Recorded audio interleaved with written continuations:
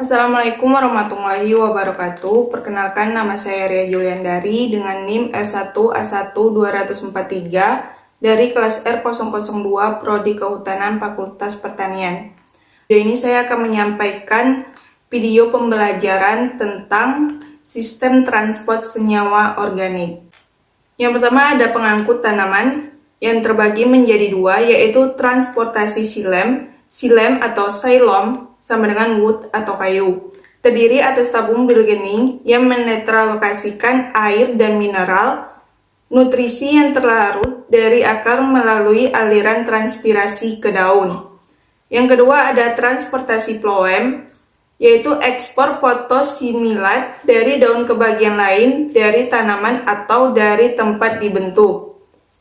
Sel-sel mesofil daun ke tempat konsumsi atau cadangan, akar, umbi atau area pertumbuhan silem, dan phloem secara bersamaan dengan sel-sel parenkrim membentuk jaringan vaskular atau berkas pembuluh. Perbedaan antara transporpia phloem dengan transporpia silem, yaitu phloem yang pertama berlangsung melalui sel-sel hidup, yang kedua untuk transport senyawa organik, yang ketiga, pergerakan dua arah. Yang keempat, yaitu lambat atau laju aliran maksimum 1 meter per jam. Yang kedua ada silem, yaitu berlangsung melalui sel-sel mati. Yang kedua untuk transport air dan hara atau anorganik. Yang ketiga, pergerakannya searah. Dan yang keempat, cepat atau laju aliran maksimum 15 meter per jam.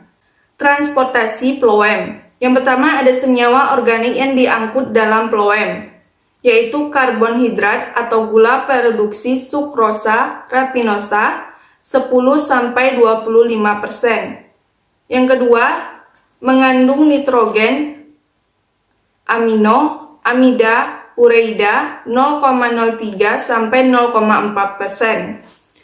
Zat pengatur tumbuh, nukleotida, nutria anorganik, pestisida sintetik.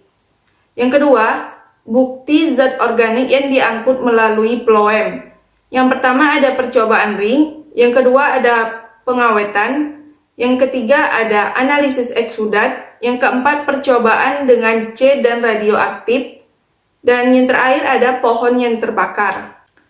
Anatomi phloem. Yang pertama terdiri dari unsur tapis atau elemen atau pembuluh tapis. Yang kedua ada sel pelengkap atau covarium cell.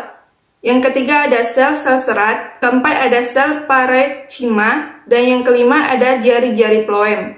Di sini bisa kita lihat dari gambarnya. Dan ini adalah contoh dari gambar anatomi phloem. Mekanisme pengangkutan. Hal yang dipertimbangkan yang pertama adalah gerakan terjadi dalam sel hidup atau tidak demikian halnya dan dengan gerakan air. Yang kedua, gerakan dapat terjadi ke atas dan ke bawah atau akropetal dan basepetal. Yang ketiga, bahan yang diangkut relatif besar.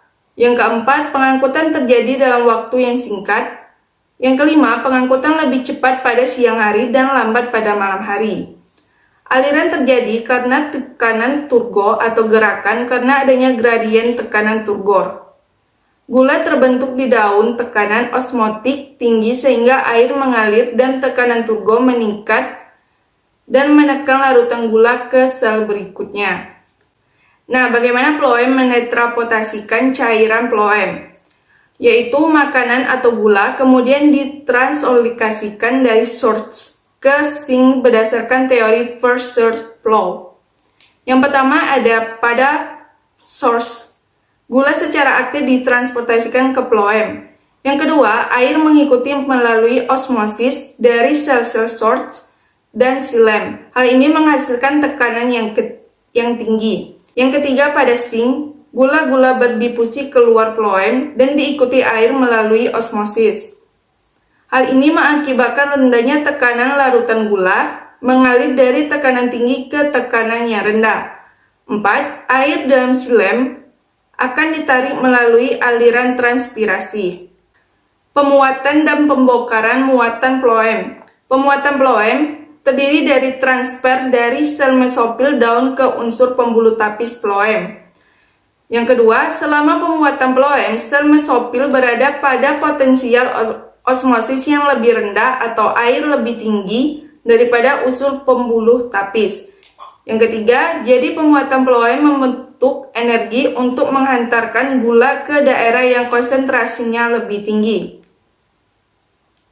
Yang selanjutnya ialah pembuatan phloem menyebabkan peningkatan potensial osmosis dalam unsur dua pembuluh tapis. Yang terakhir, pembuatan phloem meliputi penghantaran gula dari simplas atau sel-sel mesofil ke dalam opoplas atau dinding-dinding sel, dan kemudian ke dalam simplas sel-sel phloem. Pembongkaran. Transfer hasil fotosintesis dari unsur-unsur pembuluh tapis phloem ke sel-sel tempat penerimaan atau pemanfaatan dapat membatasi laju dan mempengaruhi translokasi. Pembagian hasil asimilasi terbagi menjadi dua, yaitu sepanjang fase vegetatif. Yang pertama terdiri pada jaringan sumber.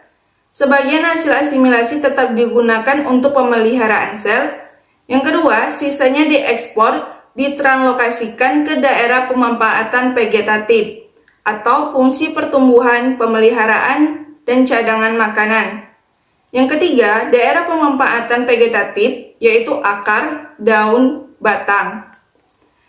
Dan untuk fase selanjutnya ialah sepanjang fase generatif. Yang pertama terdiri dari setelah pembungaan, daerah pemanfaatan reproduktif sangat kuat, membatasi pembagian hasil ke pertumbuhan vegetatif. Yang kedua, pada tumbuhan tertentu, pertumbuhan vegetatif terhenti jika pertumbuhan generatif dimulai, atau pembungaan. Dan yang terakhir, tumbuhan yang lain, pertumbuhan vegetatif seimbang dengan pertumbuhan generatif.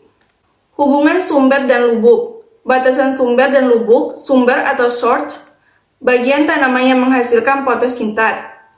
Yang kedua ada lubuk atau sink, bagian tanaman yang menggunakan fotosintat. Dan faktor-faktor yang mempengaruhi pengangkutan karbonhidrat ialah yang pertama ada suhu, yang kedua ada cahaya, yang ketiga ada penghambat metabolik, yang keempat perbedaan konsentrasi, yang kelima mineral, dan yang keenam adalah hormon. Itu adalah penyampaian materi dari saya. Cukup sekian, terima kasih, dan saya akhiri dengan wassalamualaikum warahmatullahi wabarakatuh.